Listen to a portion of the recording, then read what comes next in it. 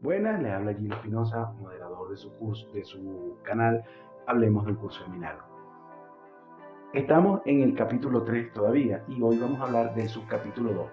Dos temas bien interesantes, dos palabras bien interesantes. Continuemos con los milagros, aclarando los milagros, y la percepción verdadera. Recuérdense que percepción es recibir a través de los sentidos, de cuál es la manera correcta de recibir, y los milagros, cómo se unen, cómo se entretejen estas dos palabras, es lo que nos va a hablar el día de hoy nuestro libro.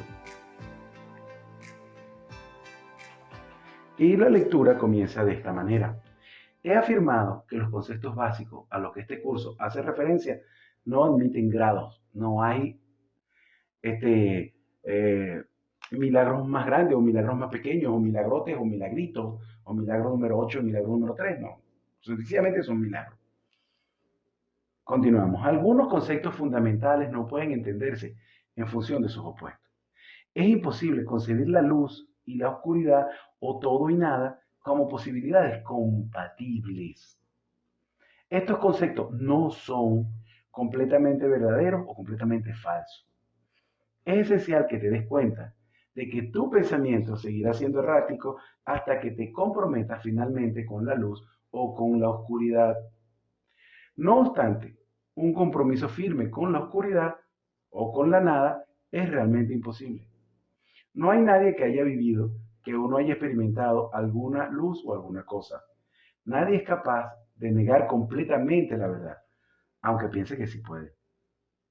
La inocencia no es un atributo parcial. O sea, no se es medio inocente.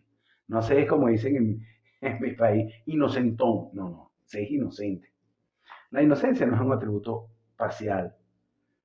No es real hasta que es total. Los que son parcialmente inocentes a veces tienden a actuar de manera muy insensata. Su inocencia no pasa por ser sabiduría, su inocencia no pasa a ser sabiduría mientras no se convierta en un punto de vista de aplicación universal. La percepción verdadera o percepción inocente significa que nunca percibes falsamente y que siempre ves de manera correcta. Dicho de una manera más llana, significa que nunca ves lo que no existe, pero siempre ves lo que sí existe. Entonces, esa es la percepción correcta, que nunca ves lo que no existe, no ves el odio, no ves el rencor, no ves la ira, no ves la maldad en el hermano, pero sí siempre ves al ser en el hermano, al Cristo en el hermano. Siempre ves el amor que tiene el hermano, siempre ves el miedo que pueda tener el hermano. ¿Me entiendes? Entonces, tú, cuando tu percepción verdadera es cuando nunca ves lo que no existe. El odio no existe, no lo puedes ver. La maldad del ser humano innata no la puedes ver porque no existe. Dios no nos creó con maldad. Pero sí siempre vas a ver lo que sí existe. Ves en el otro el amor. Ves en el otro la bondad. Ves en el otro la alegría, la felicidad. Lo ves. Aunque quizás ese otro no lo vea, pero tú sí lo ves. Continuamos. Cuando no tienes confianza en lo que alguien va a hacer, estás dando testimonio de tu creencia de que esa persona no está en su mente recta. Difícilmente puede ser un marco de referencia basado en el milagro. Esa falta de confianza produce asimismo el efecto desastroso de negar el poder del milagro.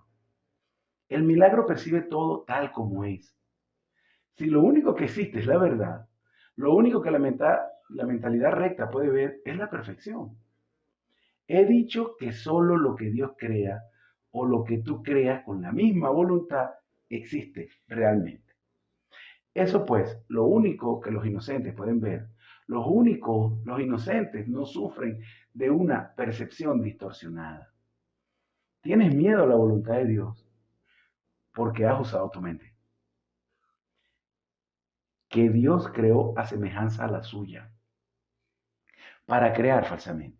O sea, esa mente que te dieron, potentísima, que la creó Dios para ti, tú la has usado para crear falsamente y eso te da miedo. La mente solo puede crear falsamente cuando cree que no es libre. Una mente aprisionada no es libre porque está poseída o refrendada por sí misma. Está por lo tanto limitada y la voluntad no es libre de afirmarse a sí misma. Ser uno es ser de una misma mente o voluntad. Cuando la voluntad de la filiación y del Padre son una, la perfecta armonía entre ellas es el cielo. Entonces, aquí hay una cosa, y por favor, es interesante. Somos libres. En la única parte que somos libres de verdad es en nuestra mente. Nosotros podemos pensar lo que quieras. El actuar es otra cosa. Pero tú puedes tener los pensamientos que tú quieras. Los más horribles como los más puros. Eres libre de pensar lo que quieras. Ese es el único momento que tú eres libre. Cuando tú te sientes en una plaza a pensar lo que te dé la gana. O cuando tú vas caminando y vas pensando lo que te dé la gana. O cuando tú hablas y quieres extender esa idea a otra persona y las personas no la reciben o la juzgan o lo que sea por sus miedos, odio, ¿no? Lo que sea, eso es otra cosa. Pero tu libertad es tu capacidad de pensar y de crear dentro de ti lo que tú quieras. Eso es libertad. Y nadie, hijo, nadie en el mundo, nadie te la puede cortar. De hecho, Nelson Mandela decía que él era libre incluso estando en una celda. Y es así, porque él es libre de pensar. Yo puedo pensar lo que quiera donde esté, hasta debajo del agua, puedo pensar lo que quiera. Entonces, la libertad existe y está allí en cada momento de mi vida. Que yo la puedo extender a mi accionar. Ah, bueno, eso es otra cosa. Pero de momento, tu libertad está allí contigo. Puedes pensar lo que quieras en el momento que quieras. Continúa la lectura. Nada puede prevalecer contra un hijo de Dios que encomienda su espíritu a manos del Padre. Al hacer esto, la mente despierta de su sueño y recuerda a su creador. Y esto hay que repetirlo. Esto tenemos que repetirlo para que se entienda bien. Nada puede prevalecer contra un hijo de Dios que encomienda su espíritu en manos de su Padre. Al hacer esto, la mente despierta de su sueño y recuerda a su creador. Toda sensación de separación desaparece. El Hijo de Dios es parte de la Santísima Trinidad. Pero la Trinidad en sí es una sola la Trinidad. No hay confusión entre sus niveles, porque estos son de una sola mente y de una sola voluntad. Este propósito único crea perfecta integración y establece la paz de Dios. Pero esta visión solo la pueden percibir los verdaderamente inocentes, quienes al ser puros de corazón defienden la percepción verdadera en paz de defenderse de ella. Puesto que entienden la lección de la expiación, no tienen deseo de atacar a nadie. Por lo tanto, ven correctamente. Esto es lo que la Biblia quiere decir cuando dice, con Dios aparezca, seremos, voy a repetir eso, cuando Dios aparezca, seremos como Él, pues lo veremos tal cual es. Y es interesante, porque también hay ojalá no me equivoque, pero hay un pasaje de la Biblia cuando Jesús está en en la cruz y dice, en tus manos encomiendo mi espíritu. Señores, eso es todo. Eso es todo. Bueno, si lo hacemos de corazón, empieza a ser el principio del todo. Eso es lo que debemos hacer en la mañana, al acostarnos, en cualquier momento del día.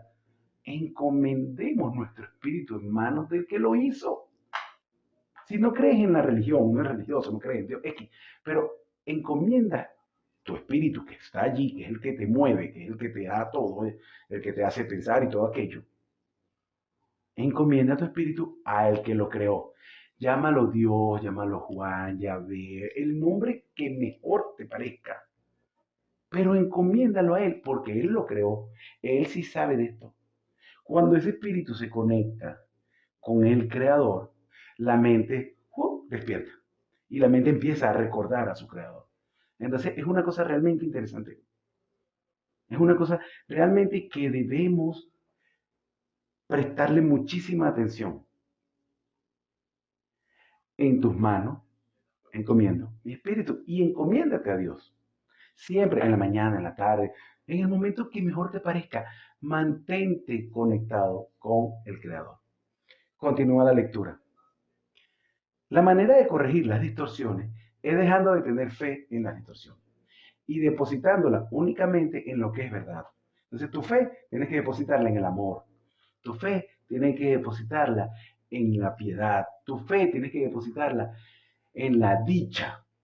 Ahí es donde tú tienes que depositar tu fe. Tengo fe en el amor, tengo fe en que todo el mundo ama a todo el mundo, que a veces no sepamos cómo expresarlo otra cosa, pero todo el mundo ama. Esa es la fe que debemos tener. No puedes hacer lo que es, voy a repetir eso, no puedes hacer que lo que no es verdad lo sea. Si estás dispuesto a aceptar lo que es verdad en todo lo que percibes, deja que sea verdad para ti. La verdad supera todo error. Y aquellos que viven inmersos en el error y en la vacuidad jamás pueden encontrar consuelo de verdad, duradero, que dure muchos años.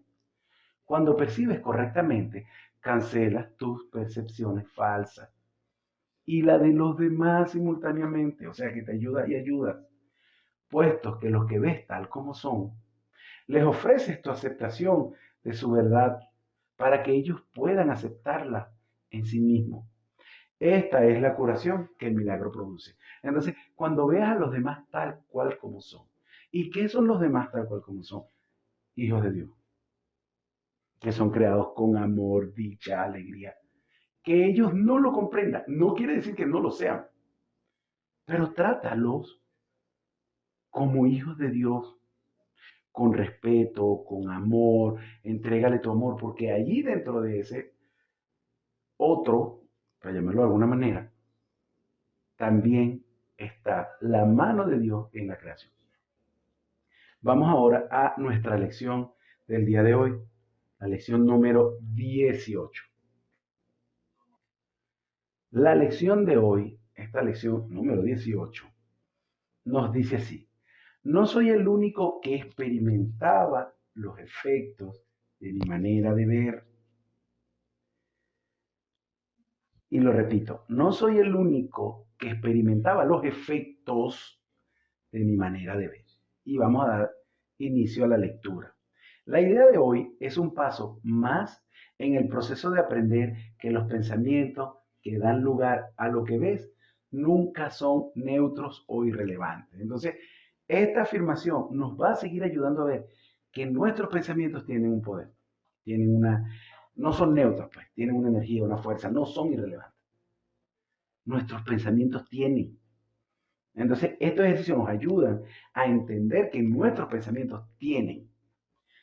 Continúa la lectura. También hace hincapié en la idea a la que posteriormente se le dará cada vez mayor importancia, de que todas las mentes están unidas. Entonces, a medida que empecemos a ver el poder de los pensamientos, vamos a ir avanzando hacia una idea central, que es que las mentes están unidas. La idea de hoy no se refiere tanto a lo que ves como a la manera que lo ves.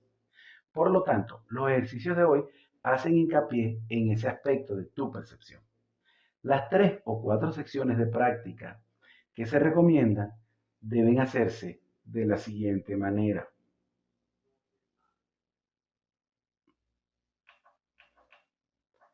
Mira a tu alrededor y a medida que selecciones los objetos para la aplicación de la idea de hoy, tan al azar como te sea posible, descansa tu mirada en cada uno de ellos el tiempo suficiente para decir: soy el único que experimenta los efectos de mi manera de ver.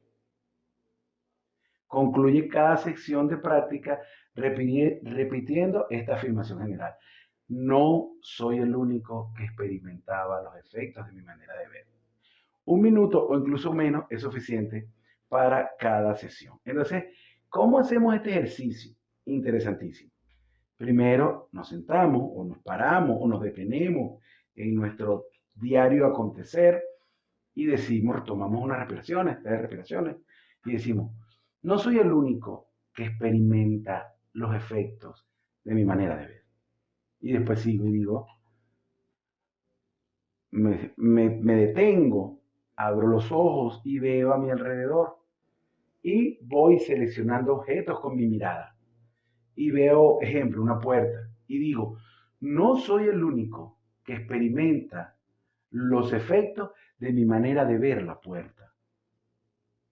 Y vuelvo a decir, no soy el único que experimenta los efectos de mi manera de ver la computadora. No soy el único que experimenta los efectos de mi manera de ver el teléfono. Y voy, todo lo que voy, me voy deteniendo y lo voy diciendo. Después termino, eso me va a llevar un minuto diciendo cosas, hasta que al final digo, no soy el único que experimenta los efectos de mi manera de ver. Este ejercicio es muy, muy bueno. Por favor, no dejen de hacerlo, porque este nos va a ayudar muchísimo.